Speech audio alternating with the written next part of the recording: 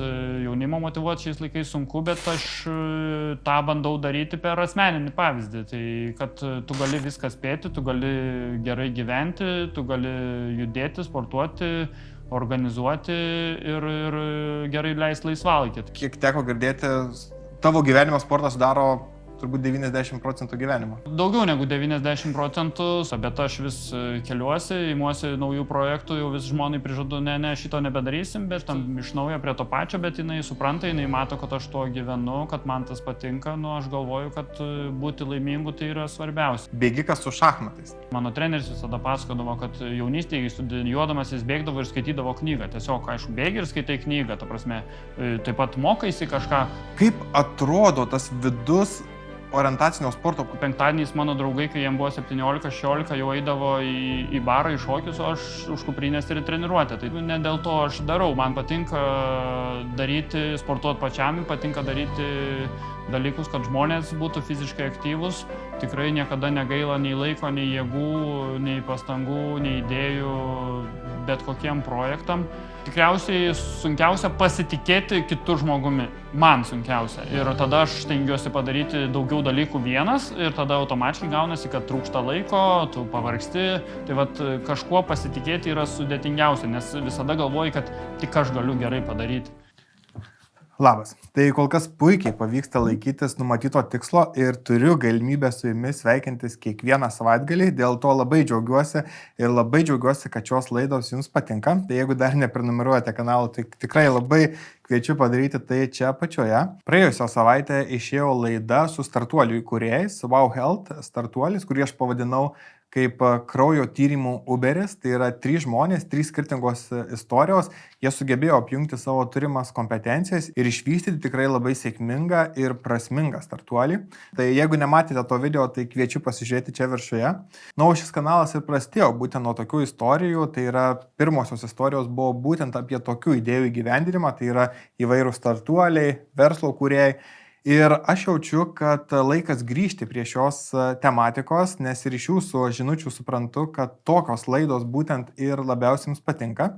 Tai jeigu netingite, parašykite komentaruose, būtų labai įdomu išgirsti jūsų nuomonę, ar vertėtų kalbinti įvairius profesionalus ir tame tarpe verslininkus, ar būtent pasirinkti pastarąją temą. Tai labai laukiu jūsų žinučių, nes asmeniškai man yra įdomu kalbinti ir įvairius profesionalus.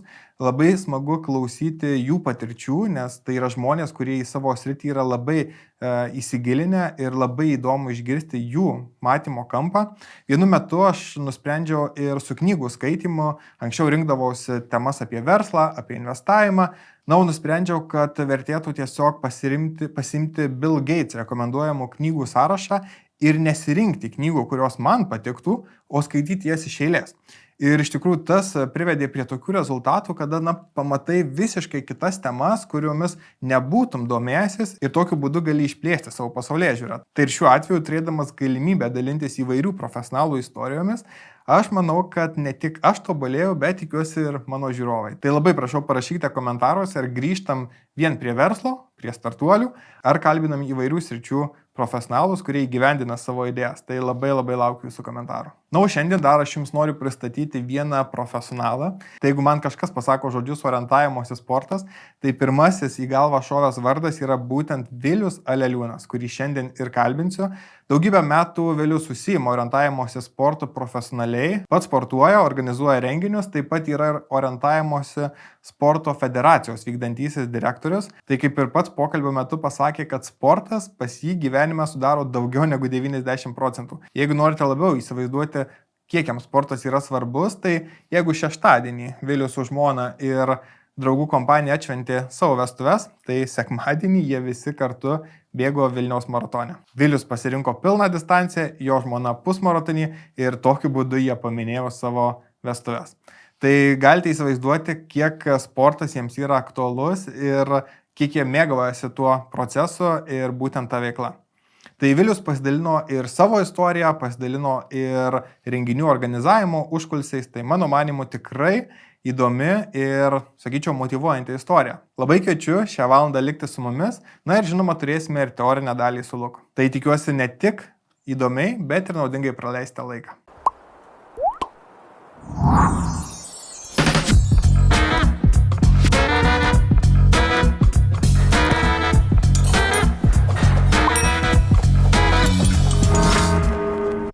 visų pirma, tai aš to vėliau labai noriu padėkoti, kad tu skiri savo laiką. Mes esame šeštadienį 8 val. Vakaro, tu esi po varžybų ir mes dabar sėdim čia ir kalbamės. Tai gal toksai ir kvailas klausimas, bet kaip iš tikrųjų pavyksta viską susidėlioti? Ar nugali prioritetai, kaip tą visą pavyksta tau tiek daug veiklų suderinti? 2022 metų pradžioje tikrai pakeitė mano gyvenimą, pakeičiau mąstyseną ir pakeičiau visą tą savo dienotvarkę, laisvalaikį ir darbus iš esmės. Ir dabar tikrai gyvenu savo beveik aukso amžių šiais metais.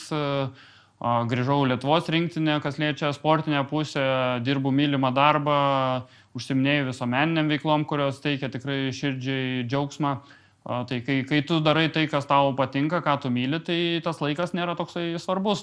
Šiandien šeštadienis, aš kartais ne visai tas savaitės dienas skaičiuoju. Aš gal pirmadienį mėgosiu visą dieną lovoje, o po to ten antradienį visą naktį dirbsiu. Tai sakau, susidėlioji, pasižiūri, kad viską padarytum, kad rastum laiko savo, šeimai ir darbai nenukentėtų ir gali ir šeštadienio vakarą leisti laiką smagiai dalindamasi savo istorijom. Tu ir paminėjai, kad pasikeitė tam tikras toksai pasikeitė gyvenimas, bet aš netgi taip gal skambiai pasakyčiau, bet ir sportas, realiai orientacinis sportas pakeitė tavo gyvenimą nuo 12 metų ir ganėtinai atrodytų tai visiškai netikėtai. Taip, orientavimosi sportas į mano gyvenimą tikrai atkeliavo netikėtai. Bandžiau prieš tai vaikystėje, kaip visi ten, daugiau tų būrelių. Tai buvo futbolas, faktas, kad krepšinį pažaisdavom mokykloje, bet buvau mažo ūgio, dabar jau taip ištypau, po to pradėjau sportuoti. Dramos būreliai visokie buvo, muzika, šiek tiek karatė įdom su tėčiu ir broliu, bet tas orientavimas atsirado netikėtai. Treneris pakvietė pirmasis, vienintelis ir dabartinis Panevėžy per lietuvių kalbos pamoką į būrelį. Pirmą dieną nenuėjau, bet visą klasę nuėjo ir visi grįžę klasiokai pasako, kaip smagu buvo, žaidėm futbolą, trečią ir nuėjau į būrelį 12 metų ir tada likau tenai, nes užkabino. Nežinau, kas užkabino, bet kai dabar galvoju, tai labai daug kelionių, buvimas gamtoj, tai ta gamta man nuo pat vaikystės buvo prie širdies, mano senelis tą įskiepęs, sakyčiau, kad genai tai tikriausiai yra. Ir tų varžybų mūsų orientavimas yra labai daug ir jos visos skirtingos. Tai nėra, kad tu 400 metrų stadione bėgi ir visada tau raudonas takas, ar ten mėlynas, ar juodas ir visada vienodai. Tu žinai, kad tu turi pagerinti tą laiką. Tai kiekvienas orientavimas varžybos yra skirtingos. Niekada nėra buvę identiškų. Tai ta įvairovė tikrai sužavėjo. Aišku, tai ne olimpinis sportas, bet kažkaip šiuo metu gyvenu būtent tuo. Tai ir iš to galim pragyventi, pavadinkim taip. Pradžioje atrodytų daug, ką mes susiimam su labai didelė energija ir paskui neblėsta. Ir iki pirmųjų tokių pergalių prireikė 5 metų. Realiai nuo 17-18 metų prasidėjo tokie apčiuopiami rezultatai. Jo, tai pirmų pergalių pavyko pasiekti tokių svaresnių, geresnių rezultatų jau 17-18 metų. Iki tol tikrai dėjau daug pastangų, kaip sakau, ten paskui dabartiniai jaunai kartai, kur Lietuvos rinktinė atstovauja, sakau, penktadieniais mano draugai, kai jiems buvo 17-16, jau eidavo į barą, į šokius, o aš už kuprinės ir treniruotę. Tai tu tikrai aukodavau laisvalaikį, uoliai dirbdavau. Užkabino tai, kad mano pačios pirmos orientavimosi varžybos vyko Danijoje. Tai aš jau vis tiek, tai buvo 20 metų atgal, daugiau negu 20 metų atgal, tų kelionių dar tikrai netaip lengva būdavo keliauti ir tai, kad man pavyko iškeliauti su orientavimosi sportu į kitą šalį, pamatyti, supratau, kad tai tikrai gali būti gerai. O aišku, tas pirminis entuziazmas, jisai blėsta, bet jau tada, kai užsikabini ir pradedi pasiekti rezultatą, tas medalis pirmasis tikrai daug reiškia. Po to jau tie medaliai nebe tiek reiškia, bet kai mes einam į senatvę, aš matau dabartinius mūsų veteranus, kad jiem tas medalis vėl daug reiškia.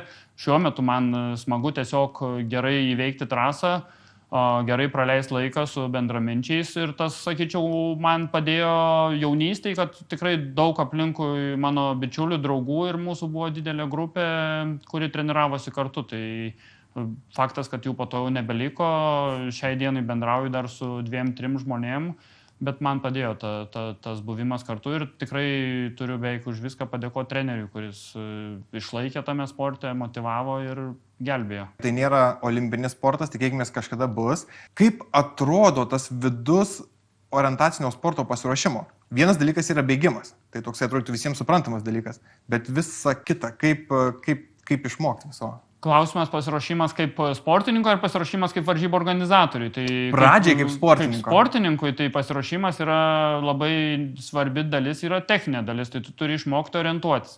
Ne tik orientuotis gatvėje, pereit gatvę, bet mes turim sportinį žemėlapį, kuris yra beproto detalus, jo masteliai vyrauja nuo 1 cm atitinka 40 metrų arba jau čia sprintiniai žemėlapiai, tada gali būti 1 cm 100 metrų, tikrai smulkios detalės sužymėtos, mažiausiai akmenukai, dobelės, miško praeinamumai ir to mokomasi nuo mažų dienų.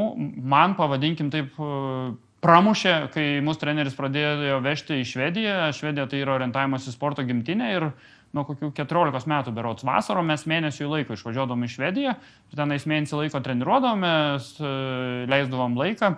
Ir ten tikrai yra toks detalus, sudėtingas orientavimasis ir grįžus iš Švedijos jau tada tau Lietuvoje tikrai yra lengva.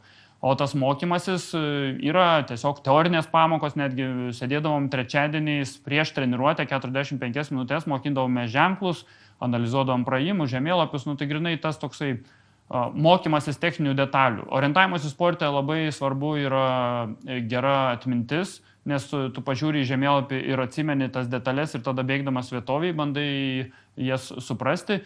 Kitas tas įsivaizdavimas, 3D matymas, pavadinkim taip, nes tu turi suvokti reliefą, kur tu bėgsi, ką matysi, ką turi pamatyti, nes mes taip susiplanuojam tą, pavadinkim, maršrutą.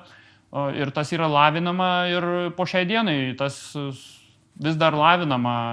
Nėra tai, kad tu išmokai, kaip važiuoja dviračių, tarkim, tiesiog tiesia linija iki pat gyvenimo pabaigos. Manau, kad mes mokysimės ir mokysimės ir mokysimės. Ypatingai per žiemą, pavyzdžiui, primiršti tu tuos įgūdžius, kas liečia bėgte orientavimąsi ir tada tu vėl pavasarį važiuoji į stovyklą, kad atgaminti, aišku, tiek nebereikia, kiek iš naujo.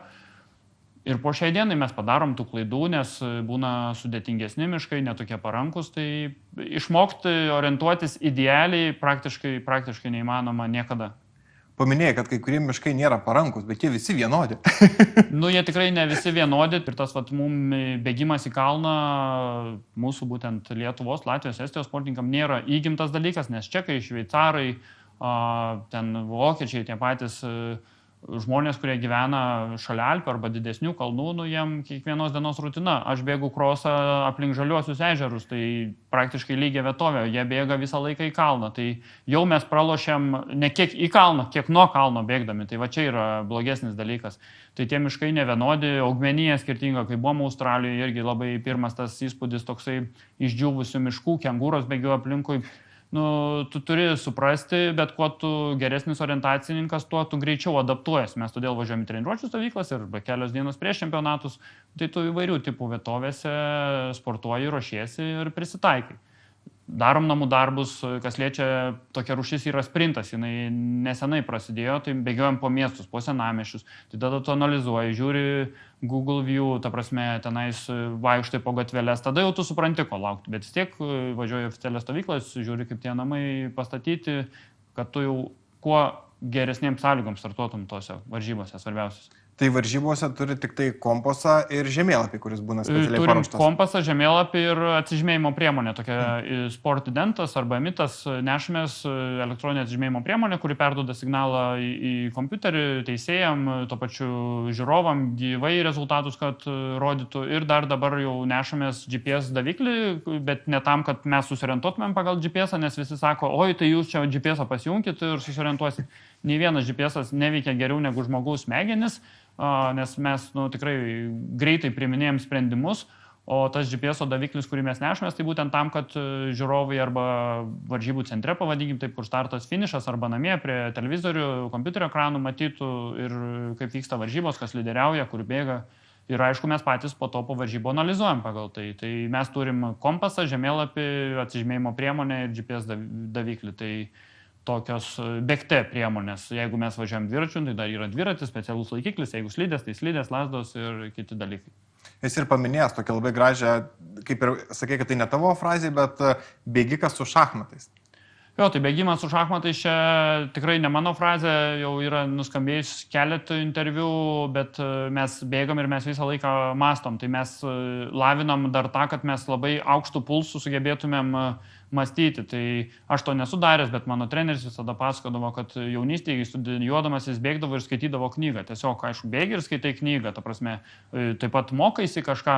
Dabar tai žmonės bėga ir klauso ausinuką, ta prasme, audio knygą, pavadinkim taip, tiesiog skaito, nes mums yra labai svarbu skaityti, matyti žemėlapį bėgant. Žemėlapis juda, tu bėgi.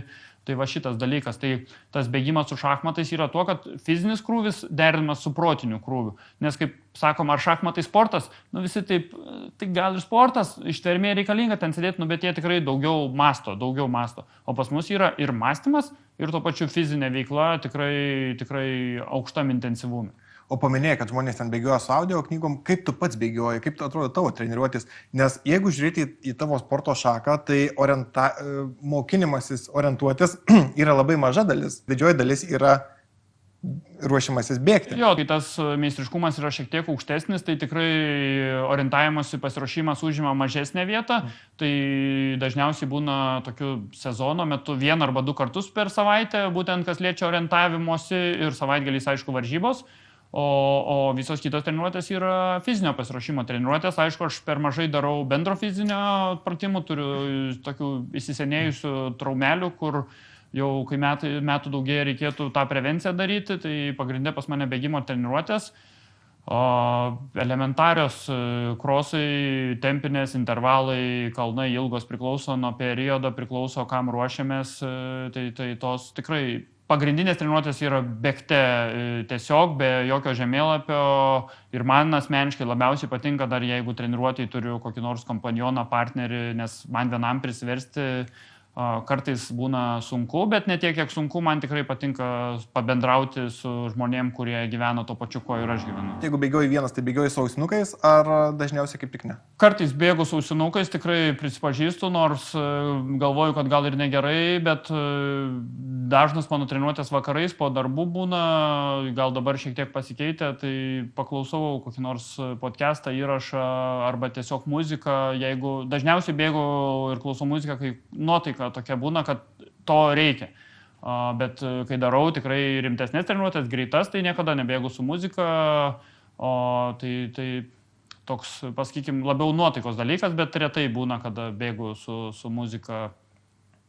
Nes teko kalbinti Trenkturo organizatorių, vieną iš organizatorių, ir paminėjau, kad netgi yra moksliniai tyrimai, parodantis, kad pavyzdžiui, ten ėjimas mieste ir ėjimas miške yra, mūsų emocinė būsena yra, psichologiniai yra kardinaliai skirtingi dalykai.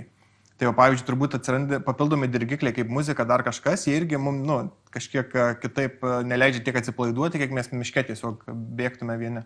Manau taip, tai tas, matai, į mišką todėl ir bėgam, kad tenais išgirstume miško garsus, paukščiukai čiulba, medžiai ošia ir taip toliau, o ne kažkokia tais muzika ar kažkokia tais podcastą, nes tą mes girdim dirbdami, važiuodami automobilį, būdami mieste, tai to tikrai mano galva reikėtų vengti. Aišku, kaip sakau, vis tiek visi esam žmonės, pasitaiko tokių emocinių, gal labiau kai būna liūdna nuotaika, tada tą muziką labiau norisi paklausyti vienokią ar kitokią. Kartais dar, tokią motyvuojančią prieš varžybas paklausau, prieš vykdamas į svarbų startą, pavadinkim taip, tai tokia užvedanti, kad tą emociją sukelti. O kai vaikštom gamtoj, tikrai reikėtų vengti muzikos klausymosi, o kas liečia, kai sportuoja mieste, jo labiau reikėtų vengti muzikos klausymosi, nes tai yra nesaugu. Svarbiausia, kad tai yra tikrai nesaugu, nes mes negirdim aplinkos, dviračių, paspirtukų, kitų mašinų, kitų bėgikų, ėjikų ir taip toliau panašiai, tai tikrai to reikėtų vengti, nes ir tas pats miesto šurmulys garsas tikrai jis irgi smagus ausiai, tai aš kartais išbėgu paupiu, sutvarkytais takeliais prabėgti, tai ten man visai patinka, nes matai daug sportuojančių, judančių žmonių, tai tikrai smagu. Paminėjai, kad visi mes esame žmonės ir paminėjai, kad kartais netgi ir pačiam yra sudėtinga išbėgti ir, pavyzdžiui, vienas iš būdų tai yra partneris, kuris padeda motyvuotis arba padeda tiesiog tą išbėgti turbūt iš namų. Kaip va tokiais sudėtingais laikais, kai atrodytų nebesinori sportuoti, nebesinori bėgti, o tos treniruotės būtinos, ką pats savo kalbė, kaip... Tada geriausia turėti tikslą, tai ir kai tu turi tikslą, kad tu kažkam ruošiesi, tai tada tau prisiversti lengviau, nes tu žinai, kad reikia tą padaryti, nes tu važiuosi į varžybas, parodyti, ką tu gali geriausiai. ir prisiverti. Dabar jau, kaip ir pavadinkim, po sezono tą daryti sunkiau, bet mes vis dar kiekvieną savaitgalį turim varžybas ir tos varžybos tai yra mano tas trumpalaikis tikslas. Šiuo metu aš gyvenu nuo pirmadienio iki pirmadienio, tai šiandien startavau Lietuvos orientavimo sporto kalnų dviračiai čempionate, kitą savaitgalį turėsim Lietuvos čempionatą bėgte, po to dar kitą savaitgalį tada skrendu į Suomiją stovyklą, tada dar kitą savaitgalį bėgsiu trail Kuršių nerijoje, dar kitą savaitgalį vėl didelės orientavimos varžybos, tada į Lenkiją su kariškiais, su Lietuvos kariuomenė važiuosim į kariuomenės varžybas. Tai taip iki lapkričio vidurio sudėliotas mano grafikas, o po to prasidės slidinėjimo stovyklos. Tai tie tarpiniai tikslai padeda, motyvuoja, nes tu, jeigu nedarysi namų darbų namie, tau po to bus sunku stovykloje, bus gėda šiek tiek prieš draugus. Kaip sakiau, aš pernai metais panašių laikų savo pasakiau, kad viskas reikia keisti gyvenimą ir aš noriu būti konkurencingas, nes kai tu atvažiuoji į varžybas, nebūtina laimėti, bet yra smagu, kai tu konkurencingas, tu gali varžytis. Nes buvo 3 metai, kuomet tikrai aš vis tiek ar taip orientavimo sportas tai gyvenimo mano būdas, aš važiuoju kiekvieną savaitgalį į varžybas, ar tai būtų orientavimas, ar tai bėgimo, ir aš tiesiog net nebenorėdavau kartais startuoti, nes tu žinai, kad tu praloši. O kai tu žinai, kad tu praloši, tu tiesiog nenori tą daryti. Tai prisiverst padeda tas tikslo turėjimas. Kitas dalykas, vis tiek, žmona mano irgi yra orientacininkė. Aišku, dabar paskutiniu metu man labiau tenka jai padėti prisiversti išbėgti, nes turėjo tiek traumų, tiek mokslai buvo užspaudę, darbai, tai viens kitą tai pamotyvuojam. Plano parašymas, treneris parašo planą, tai tu esi atsakingas prieš kitą žmogų, tai tas irgi labai svarbu ir tikrai padeda. Esi paminėjęs interviu, kad dabartinis jaunimas šiek tiek gal privengia tos gamtos, pačiam tai teikia didžiulį malonumą ir senelis taip kaip ir įskiepėjo tą mylėjimą gamtos. Jeigu tai pasižiūrėjus, kad motyvuoti tą jaunimą, ką sakytum, kad tau davė orientavimosi sportas? Tai visų pirma, orientavimo sportas davė žmoną, tai čia, manau, svarbiausia. Kitas dalykas davė daug beprotiškai gerų draugų, bičiulių, žmonių, kuriuos pažįstu, kuriuos gerbiu, kurie mane gerbė. Tai tas, pavadinkim, pažinimas, kontaktai, bendravimas, tai yra svarbiausia, ką man davė orientavimo sportas. Bet tai gali duoti galbūt ir bet kuris kitas sportas. Iš principo, tai ar futbolas, ar krepšinis, stalo tenisas, lauko tenisas, bet kuris kitas, manau, gali duoti tos pačius dalykus, tiek, kad orientavimo sporto bendruomenė yra ganėtinai išskirtinė, jie yra visi išsilavinę žmonės, labai protingi, draugiški ir bendruomeniški. O kitas dalykas, ką davė, tai davė, kad tu įvairiausių iššūkių esi jau turėjęs. Aišku, jie netokie iššūkiai, kad tenais kas nors ginklą įrėmęs laiko tau prie galvos, bet esu skendęs pelkiai, plaukęs per ežerą vidury trasos, dilgėlių liūnė iki kaklo tenais išlindęs ir tų tokių visokių dalykų būna, tu visko pamatai, viską išgyveni. Tai tikrai ekstremalių situacijų yra buvę ir tu jas patiri ir jauties pats stipresnis. Tai aišku, jaunimą sumotyvuoti tai tikrai labai sunku. Stengiamės tą daryti, bet jeigu kas nors atras tą laimės receptą, tai aš irgi lauksiu, kad pasidalintų su manim. Gal reikia labiau padiskutuoti, mes turim kažkokių idėjų, kiti turi kažkokių idėjų, bet tikrai kas atras tą laimės receptą 100%, aš kalbu apie tam tikrų sporto šakų dalyką, aišku, ne e-sportas. E-sportas viskas ok, tenais jie sėdi, žaidžia, tenais tikrai gerai. Bet jaunimo motyvuoti šiais laikais sunku, bet aš tą bandau daryti per asmeninį pavyzdį. Tai kad tu gali viską spėti, tu gali gerai gyventi, tu gali judėti, sportuoti, organizuoti ir gerai leisti laisvalaikį. Tai kartu su jaunimu stengiuosi irgi daryti dalykus ir matysim. Tikiuosi, kad viskas bus gerai. Aš kaip ir paminėjau tą skambę frazę, kad sportas pakeitė gyvenimą ir labai smagu stebėti, kiek tavo gyvenimą apima sportas. Tai nėra tik tai profesionalus sportas. Taip, ne olimpinis sportas, tikėkime, bus, kaip ir paminėjau, bet profesionali, tu tai užsiimi profesionaliai. Bet ir kitos veiklos, tai yra organizavimas renginių, tavo darbinės veiklos, tie patys važinėjimai, pasakojimai savo patirties. Tai kiek teko girdėti, tavo gyvenimo sportas sudaro turbūt 90% gyvenimo. Daugiau negu 90% sudaro, tikrai tų veiklų yra daug įvairių. Čia Facebook'e mačiau, išmetė prieš kelias dienas postą, kai tapau Vilniaus maratono tarybos nariu prieš berods 4 ar 5 metus ir brolis manęs tada paklausė, sako, kiek tu turi pareigų visokių, ne tai, kad darbų, bet pareigų. Sakau, koks skirtumas, kiek aš jų turiu, ne dėl to aš darau, man patinka daryti, sportuoti pačiam, patinka daryti dalykus, kad žmonės būtų fiziškai aktyvūs. Tikrai niekada negaila nei laiko, nei jėgų, nei pastangų, nei idėjų, bet kokiem projektam. O tai tenka ir pačiam daug judėti, sportuoti, tenka įvairiausių renginių organizuoti, sporto renginių, tenka prisidėti prie kitų žmonių organizuojamų renginių. Tikrai dar tų idėjų turiu labai daug, yra ir svajonių.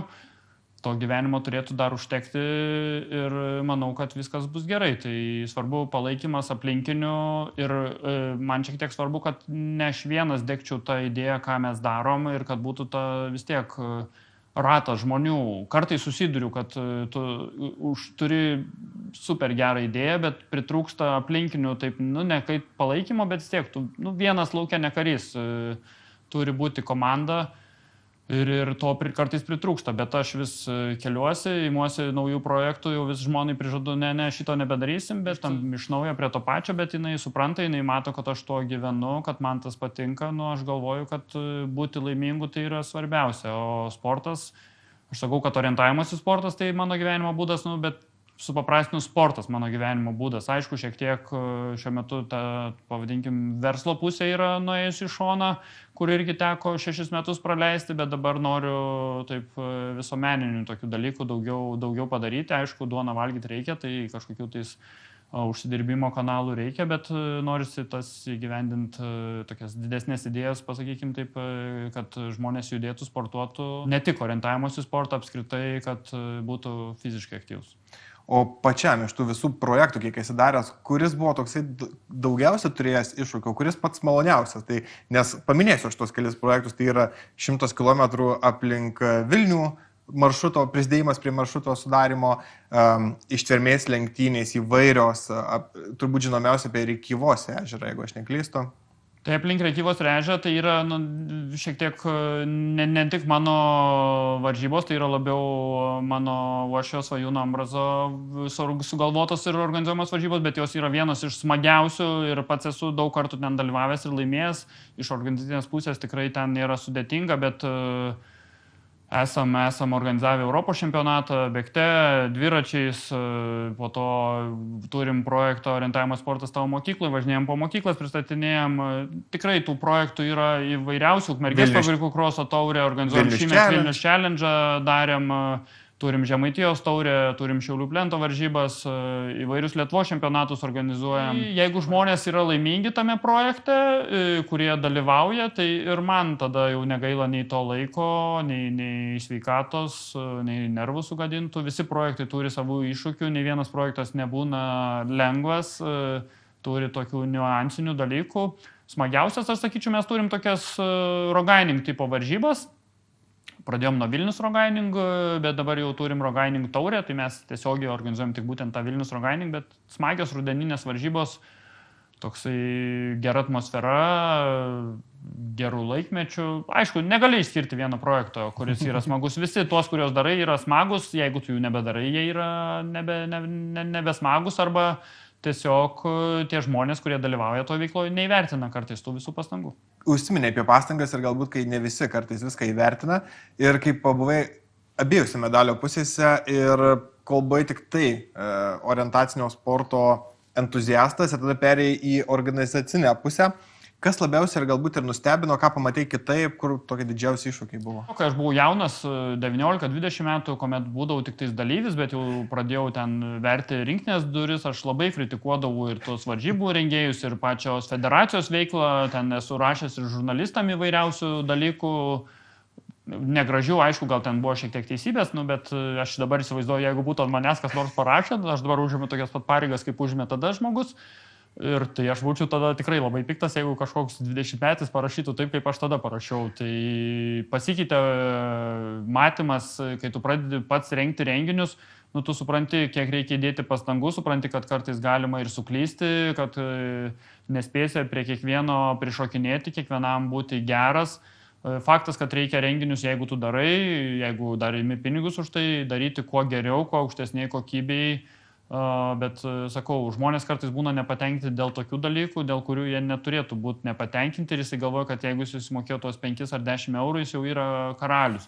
Aš sutinku, kad žmogus turi daug teisų dalyvaudamas varžybose, bet jis turi ir daug pareigų, kas labiau pareigų jie niekada nesilaiko. Teisės jie žino, bet pareigų nesilaiko. Tai man dabar visiškai kitaip atsivėrė akis. Faktas, kad aš dar pakritikuoju renginių organizatorius, kaip pats būnu sportininkas, nes iš principo mano darbas yra, aš kadangi dirbu federacijų vykdančiojo direktoriumi, tai man reikia, kas liečia orientavimus renginius, tai prižiūrėti jų kokybę, padėti tiem varžybų rengėjam rengti čempionatus Lietuvos arba kitas varžybas. Tai aš turiu pakritikuoti, nes tik sveika kritika gali mus vesti kažkur į priekį ir aš visada noriu, kad ir mano organizuojamus renginius žmonės kritikuotų, bet jinai turi būti pasverta ta kritika, kad jinai nebūtų bergždžia. Tai mes čia turėjom vieną kartą tokį kaip ir linksmą konfliktą. Mantas Marcinkevičius, triatlonininkas, irkluotojas, veiklus žmogus, draugas mano, irgi ten dalyvavo vienose varžybose ir jisai pradėjo sakyti, kaip čia blogai ten vienas dalykas buvo ir jisai po to taip, net ir medalį atminimo taip mane paleido. Nors man tai kaip dalyvaudams varžybose, sakau, turėtum žinoti tas niuansus. Bet aš suprantu tą emociją, kai tu būni pavargęs po šių valandų, tai viskas tenais toks draugiškas tas įvyko. Aš pats irgi finiše per emociją, kartais tu pasakai per daug, ko gailiesi po to. Tai stengiuosi dabar tą susivaldyti. Tikrai jau mano pasikeitęs matymas, nebesu toks karštakošis ir visiems linkiu pabandyti suorganizuoti, o po to tada jau galima kritikuoti. O kas to pačiam yra sudėtingiausia, būtent iš organizacinės pusės? Sunku pasakyti, nuo projekto labai priklauso. Tikriausiai sunkiausia pasitikėti kitų žmogumi. Man sunkiausia. Ir tada aš stengiuosi padaryti daugiau dalykų vienas ir tada automatiškai gaunasi, kad trūksta laiko, tu pavargsti. Tai vat kažkuo pasitikėti yra sudėtingiausia, nes visada galvoji, kad tik aš galiu gerai padaryti.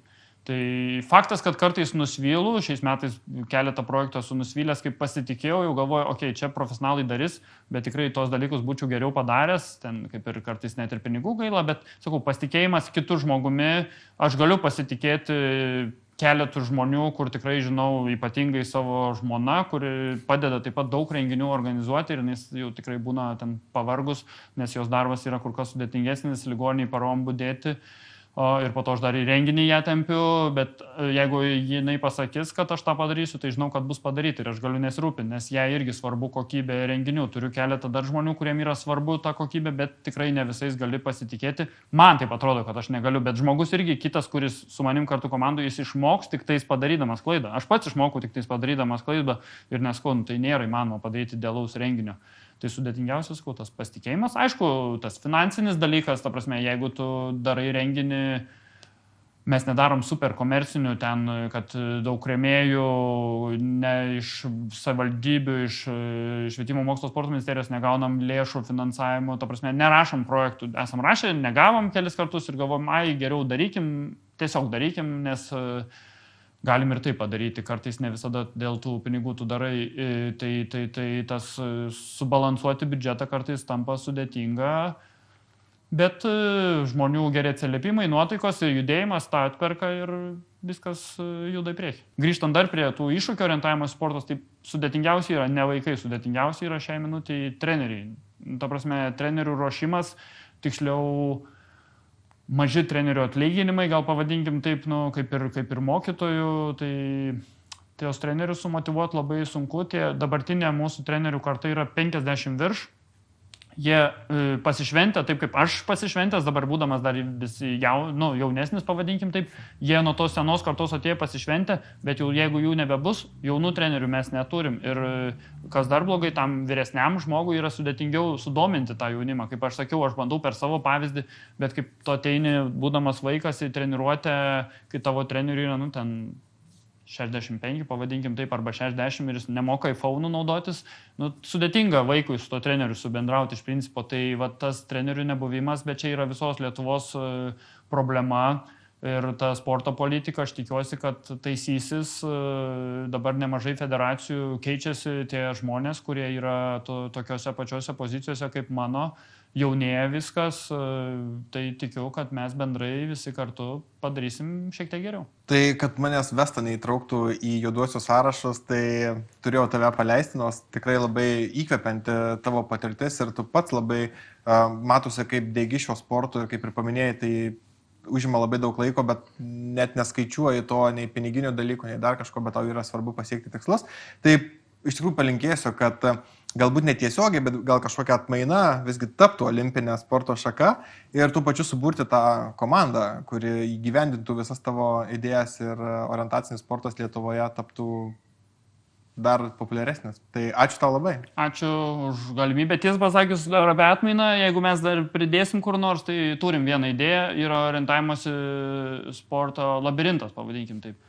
Mes jį darom per pasaulinio orientavimosi dieną, tai yra žiūrovinis tikrai reikalas, stadione padarai labirintą, bėga, gali filmuoti, tai tikrai tą idėją bandysim puoselėti, bandysim rengti Lietuvos čempionatus pradžiai ir stum toliau, nes jau šitą pasaulį jinai populiarėja ir kas yra svarbu, kad ir jaunimui labai patinka šitas toksai dalykas ir gali lengva pasiruošti, nereikia specialių sąlygų, tai tikrai turim tokią viltį mažą, kuri rusena, tai nėra tikras orientavimasis, bet vis tiek mes tuo gyvenam ir viskas bus gerai. Aišku, bus gerai. Super, ačiū tau labai. Ačiū. Labai smagu, kad išbuvote iki pačios pokalbio pabaigos. Labai jums ačiū už jūsų skiriamą laiką.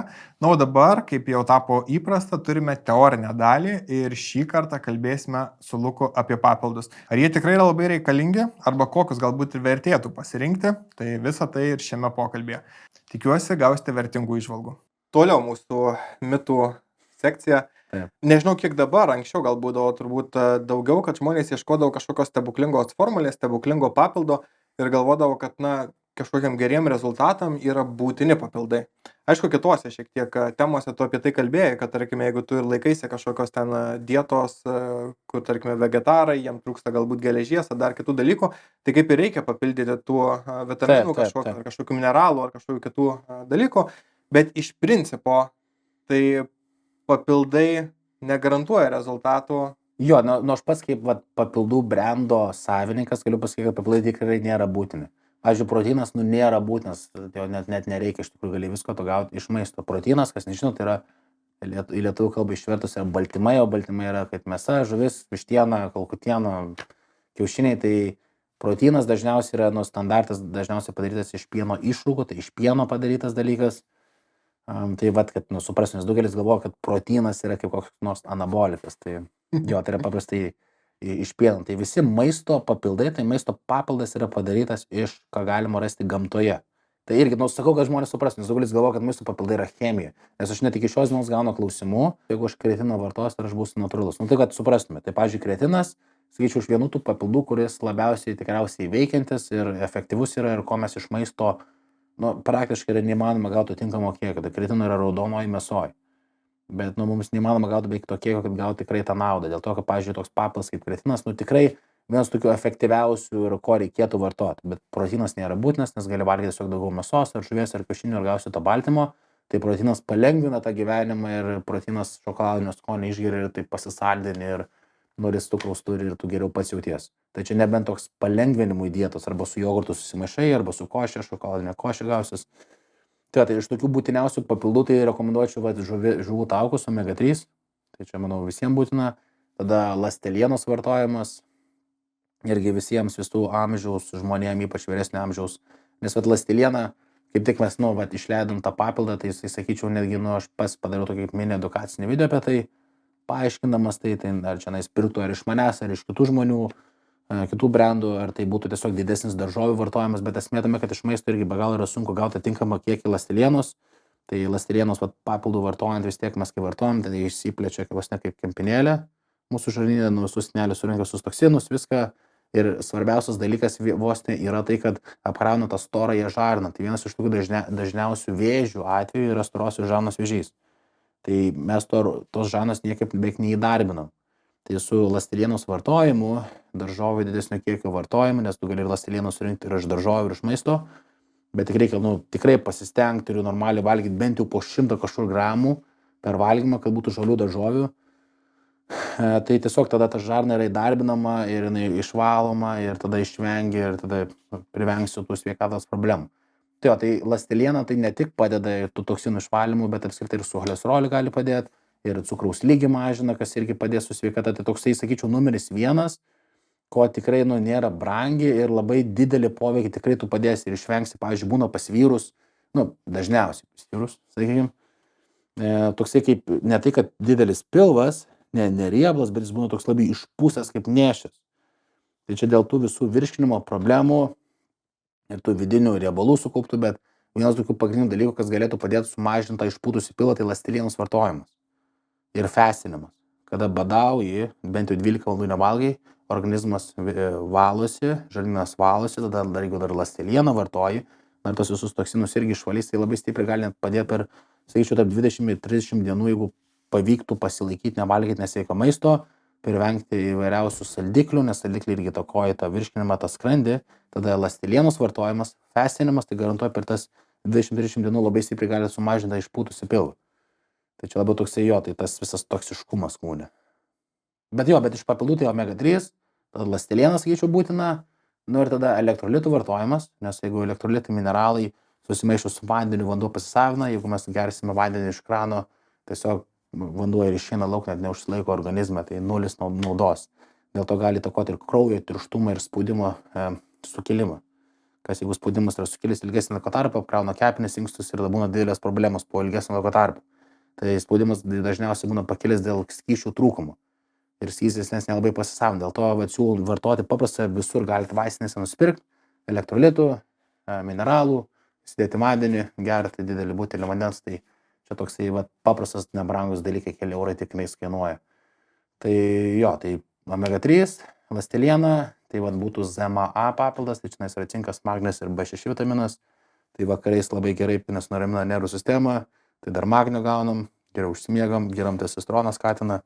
Tai tiesiog mineralai tai būtų. Tai šitie gal 3 tokie labiau būtinesni papildai, ko yra sunkiau gauti iš maisto. Ir tada dar, kur minėjau irgi praeitose laidose, papildai kaip rezervatrolis ir Q10. Irgi siūlau visiems pasidomėti, pasiskaitinėti, kam rūpi longevity, ta tema, sveikatingumo tema ir gyvenimo ilginimo tema. Pavyzdžiui, D vitaminas irgi yra moksliniai tyrimai rodo, kad D vitamino nauda bus tik nuo 10 000 AU. Tai irgi, kas netingit, galite rašyti į YouTube, netgi išmesiu jums iš karto video, aš tikrai gerai atsimenu.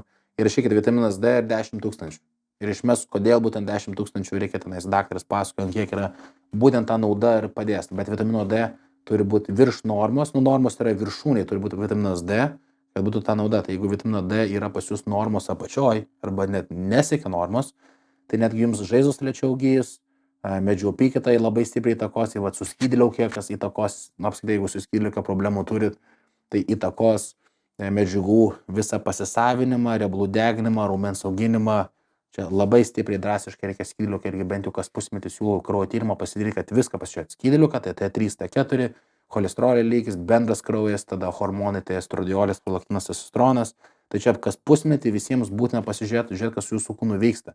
Nes jeigu su skydliauke turėsit problemą, pavyzdžiui, gali būti, tarkim, tikrai nuoširdžiai jūs laikotės visų dietų, nevalgot, sveikai maitinatės, miegat, bet svoris niekur nekrenta. Tai pasižiūrėkit vitaminą D ir skydliaukę, nes jeigu gali būti vitamino D trūkumas, tai vitaminą D pakėlė, jums iš karto svoris ir riebalų deginimas vėl įsivažiuos. Pas mane kiek yra buvę tokių klientų, kur viskas yra gerai, tikrai nuoširdžiai laikosi, tarkim, panelė to plano, bet niekad neišeina numesti to svorio. Tai pasidaro kraujo tyrimai geri, bet vitamino D yra tiesiog net normos, nes vitaminą D pakėlėm per 3-4 mėnesius, nes iš tikrųjų užtrunka jį užkelti, netgi gali nuo 4 iki 6 mėnesių užtrukti jį pakelti ir šiaip netgi soliariumai specialios lempos gali padėti greičiau pakelti, bet paprastas papildų vartojimas tai gali stipriai įtakoti, bet sakau, netgi žaizdų gyjimas ir medžiagų apykaita ir skydliaukė, bet dėl skydliaukės irgi kas turi problemų, tai paprastas netgi pirmoji vietoje siūlyčiau net ne vaistus vartoti, bet jodo vartojimas, kas gali padėti, jodas su skyliukas greitinimu ir netgi su greita medžiagų apykaita ir greičiau svorio metimo, tai jodo vartojimas ir gali toks kaip mini papildas net gali padėti. Labai ačiū Jums už Jūsų skirtą laiką, tikiuosi ne tik įdomiai, bet ir naudingai jį praleidote.